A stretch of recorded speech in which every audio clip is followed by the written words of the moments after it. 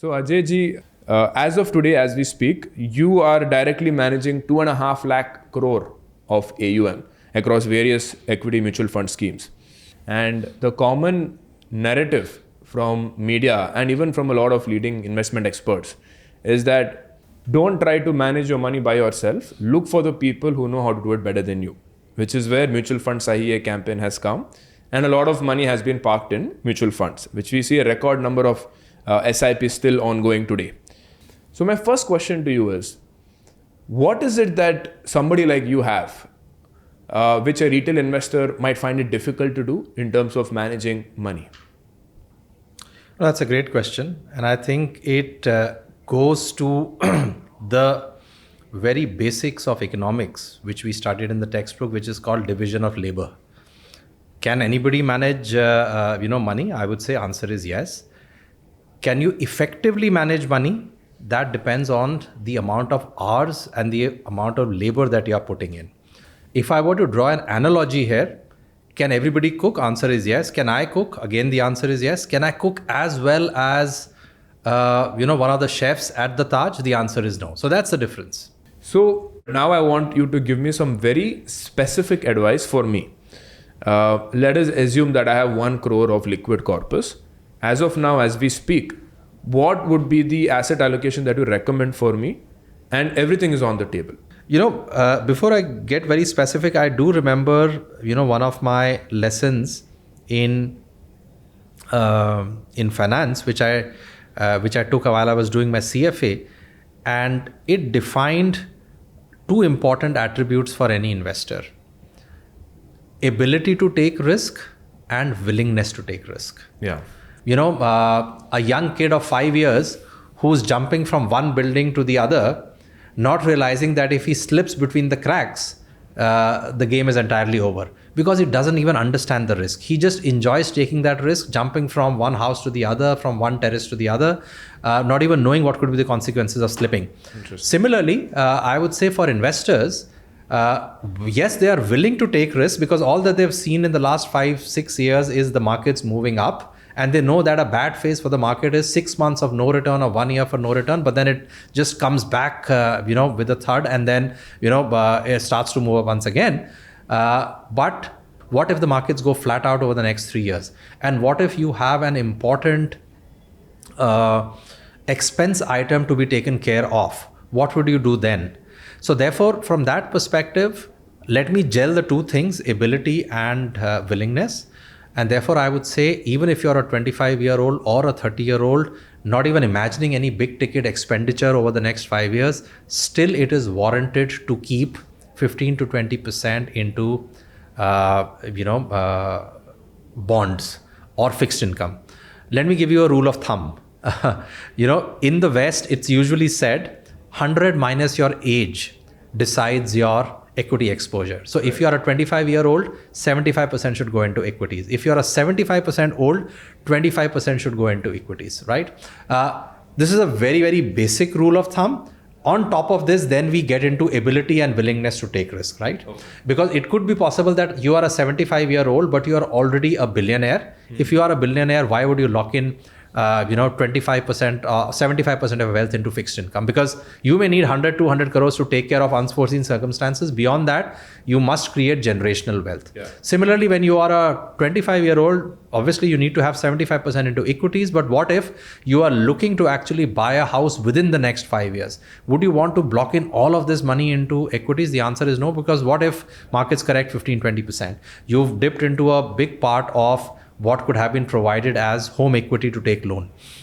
So these are very nuanced discussions, by the way, but I've just given you a broad framework. Let's say you are a 30-year-old. Let me take the midpoint of your typical audience, 25 to 40. Let's say you're 30 years old. 70% of your assets should be into equities.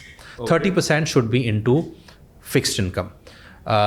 No commodities, no real estate, nothing? Sure. So I'll come to that now. Okay.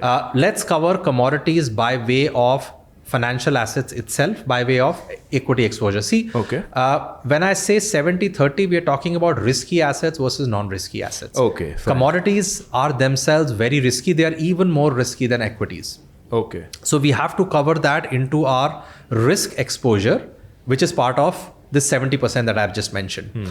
Now, if you were to further look at 70, I would say, let me solve for what I'm very, very passionate about. I would say 15 to 20% must go into global equities. You can't put all your eggs into one basket. This 70. Of this 70. So right now, let's assume that this 70 is nothing but 100. Okay. Okay. So I am now dissecting how this 100 should be. Okay. This 100 should be 15 to 20% into global equities. Massive advantage which the US economy has. All the greatest innovations happen there, whether it's biotech, whether it's into healthcare, whether it's into AI, whether it's into launching an electric vehicle. But what about valuations over there? Does that make you look? Absolutely right. So valuations there certainly are higher than what they ought to be. Therefore, you don't need to rush. Build this over the next few years. Okay. But at the end of the third year, you must have 15 to 20% into global equities. And I would say my favorite place for global equities is US. You can change the nomenclature to US equities rather than just global equities. Okay. So basically you start like an SIP over there, slowly build positions over there. Slowly build positions over there. No China technology ETF? Look, China can be a tactical exposure. It's very cheap today. Yeah. So while US is expensive and therefore we are slightly wary about how the markets could behave over the next couple of years, China is exactly the opposite. Yeah. Very cheap right now, but oftentimes cheap is cheap for a reason.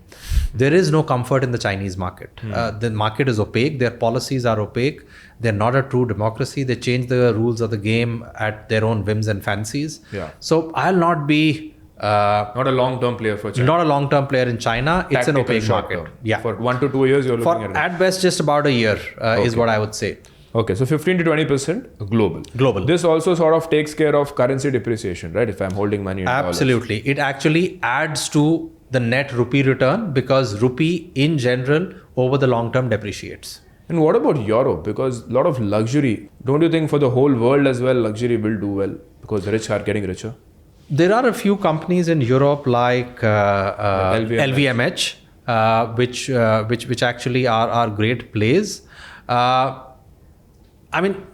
would say I wouldn't play a European fund just because a handful of these luxury companies. But if there's an ETF that has European good stocks, which is focused towards their consumption, because they are driving the consumption of the world, not just the Europe. Yeah. So don't you think that would be an interest? It'll make sense if you do find an ETF which actually is predominantly on these luxury players and luxury manufacturers of European origin. I would say that will make sense. So let me assume 20% has gone outside India. Absolutely. I got currency protection and I have global exposure, which is uncorrelated with the Indian market to some extent. Right. That's one part. Now let's solve for real estate. Look, that comes under the risky bucket of the 70%. So this comes under 70%. Okay.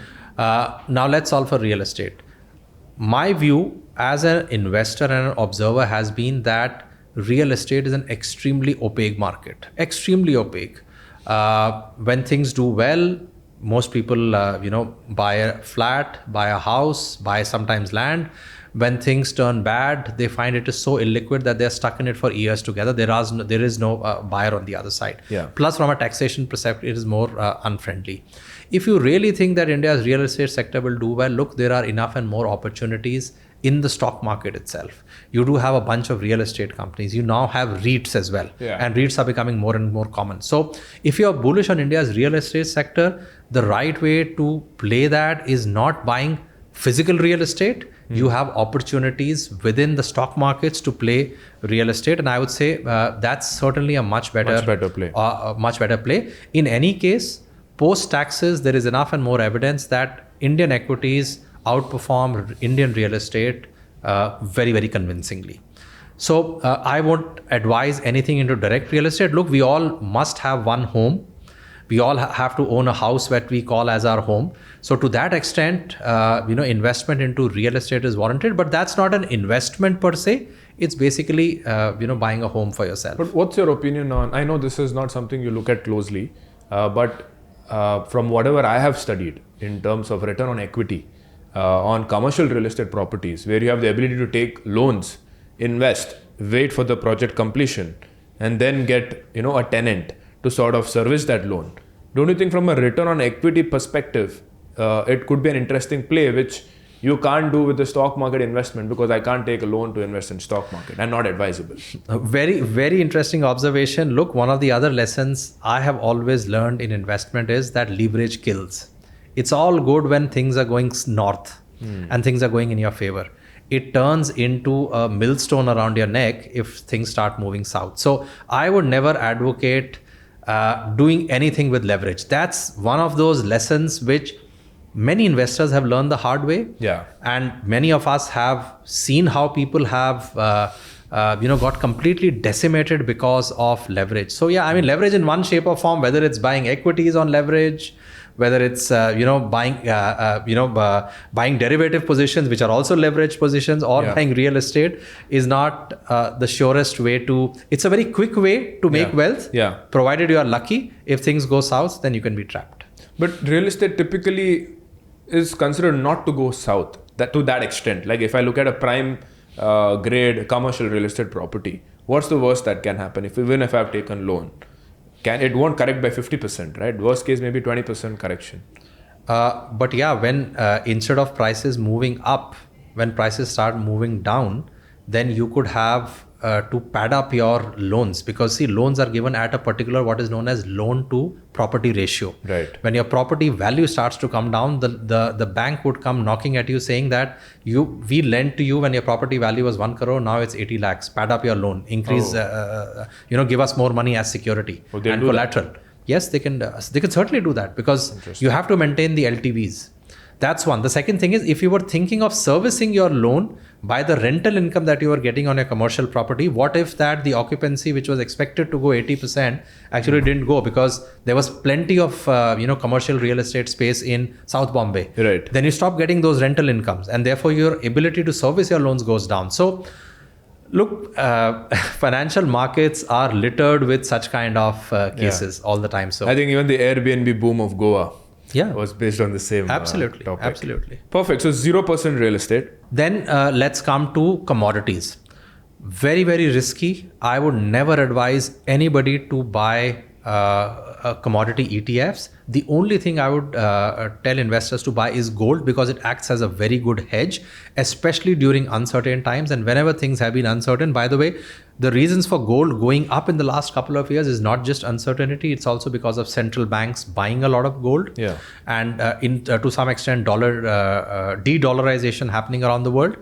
But gold acts as a very, very good hedge when markets, let's say, correct 20-30%. So one must have, let's say, 5 to 10% gold in that portfolio. It helps you during the rainy days. Okay. It helps you, create liquidity in no time. And now it's become much more easier, because instead of buying physical gold as many households used to do earlier, you just buy gold ETFs, which are absolutely liquid. In the current situation, wouldn't you recommend a slightly higher allocation to gold, considering the geopolitical situations? I would have said yes to this, provided the gold prices hadn't gone up so significantly. So now you're saying bring it down to 10%. Bring it down to 10%. One of the things that we track is the returns by, we call it the gold to equity ratio. Yeah. We look at the returns made by gold over the last 10 years, versus the returns made by, let's say, S&P 500 over the last 10 years. Sure. When this ratio becomes 1 or higher, it just tells you that gold has actually peaked. You can do the same thing by looking at MCX gold versus Nifty 50. Sure. So it is giving us this indication that gold price has moved up very steeply. Possibly gold has peaked. The returns from gold over the next 5-10 years are not going to be that strong. And if that's the case, use gold completely as a hedge rather than, as an investment as well. So silver, copper, don't touch them. There's plenty of data to show that most of the commodities over the last 20, 30, 40 years have not been able to match up the returns given by equities. Okay. This is true of gold as well, but gold still is the best out of the lot. And like I said, gold at least is a very, very good hedge. So there is no evidence to show that long-term investing in commodities is great. Look, if you get lucky and if you bought copper at a particular price and you were able to flip it off when it doubled, good for you. But can this be replicated every now and then? The answer is no. And that's why I would hesitate to say that this shouldn't be part of your core portfolio. Okay. which basically means that the remaining 70% ought to be into equity or equity related products. The mix will keep changing depending on where the markets are. Today, we are saying that hybrids should be at least 20-30% of your portfolio within overall equities. So we are right now discussing the 100%, for which we said 20% goes into global equities, 10% goes into gold. I would say 20 to 30% should go into hybrid funds right now because markets are expensive. So like equity saver funds. Equity saving fund, balanced advantage, Balanced funds, multi-asset funds, and so on. Right. So these funds basically either have a fixed allocation across 3 different categories like arbitrage, equity, bonds, or they sort of take a tactical call of how much equity to have, how much bonds to have. So balanced advantage fund and multi-asset funds are the ones which take active allocation. So at certain points of time, their equity allocation can be as high as 70%. At certain points of time, their equity allocation can be as low as 40%. Right. So, but the goal is to ensure that the taxation is 12.5%, right? Absolutely. They are classified as equity products so far as taxation is concerned. So that is the hybrid funds. What is the remaining? The remaining at this juncture should be into equity funds. Within equities, we are wary of mid and small caps. Therefore, we are saying mid and small cap allocation should be kept at the lowest, maybe just about 10 to 15% put together, mid and small. And therefore, I would say the remaining 25% should be into large caps or flexi caps.